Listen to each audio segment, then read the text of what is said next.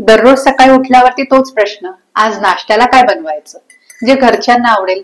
आपण खूपदा फक्त पोट भरावं एवढंच बघतो, पण उत्तम नाश्ता म्हणजे काय, तो असा असावा जो शरीराला पोषण देईल, पचन सुधारेल आणि मनाला शांती देईल.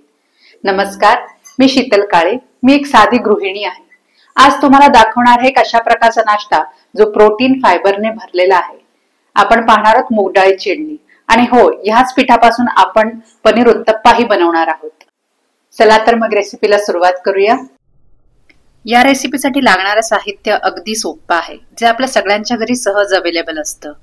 1 कप मूग डाळ, अर्धा कप जाडे पोहे, पाव टेबलस्पून मेथी दाणे, चवीपुरता मीठ, 1 चमचा आल्याची पेस्ट, तूप किंवा तेल इडली साच्याला लावण्यासाठी. मूग डाळ आणि मेथीचे दाणे स्वच्छ धुवून 5 ते 6 तास भिजवून घ्यायचे आहेत. लक्षात ठेवा, डाळ जर नीट धुतली नाही गेली तर फर्मेंटेशन बिघडू शकतं. त्यामुळे डाळ ॲटलिस्ट 2दा तरी स्वच्छ पाण्यात धुवून घ्या. ही डाळ मी 5 तास आधी भिजवली होती. तुम्ही पाहू शकता भिजल्यावरती डाळ ऑलमोस्ट डबल झाली आहे. आता ह्यात अर्धी वाटी पोहे 10 ते 15 मिनिटासाठी डाळीसोबत भिजवून घेऊ.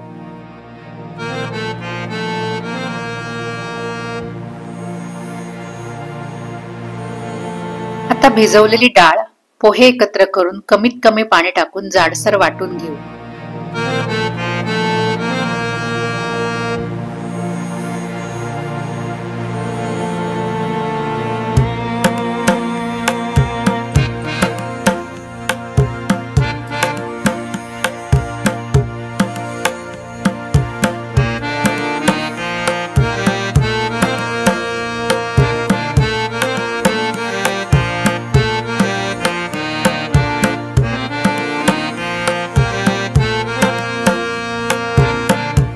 हे पीठ स्टीलच्या पातेल्यात किंवा एखाद्या डब्यात झाकून उबदार ठिकाणी 8 ते 10 तास नैसर्गिकरित्या आंबवण्यासाठी ठेवा.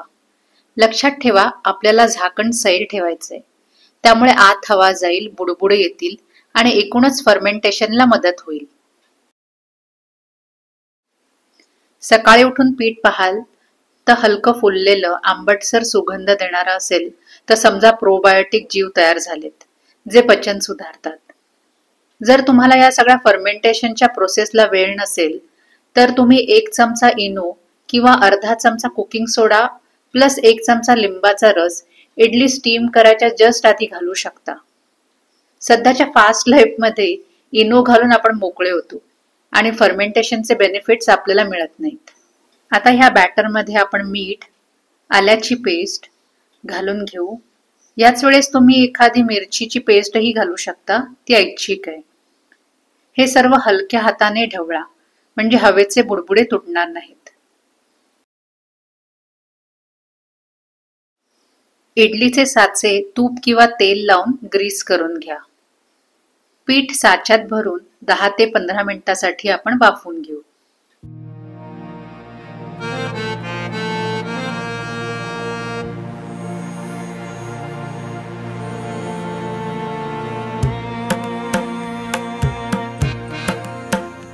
याच इडलीचं पीठ वापरून आपण बनवू शकतो एकदम खमंग पनीर व्हेजिटेबल उत्तप्पा. घरचं पनीर, बारीक चिरलेली एखादी भाजी वर टाकून झाकण ठेवून द्या आणि मग बघा, घरीच रेस्टॉरंट स्टाईल पनीर उत्तप्पा तयार होईल.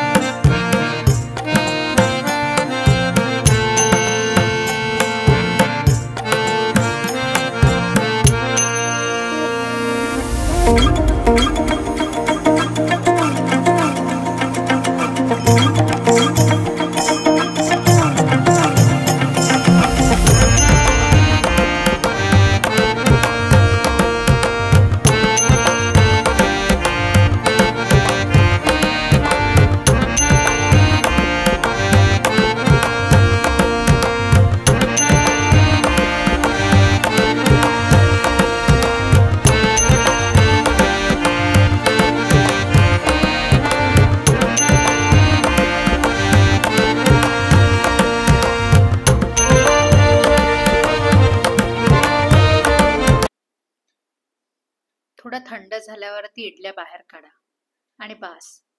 पहा, अगदी बाजारातल्या सारख्या सुंदर स्पॉन्जी इडल्या तयार झाल्यात. चव, गंध आणि आरोग्य सगळं एकत्र.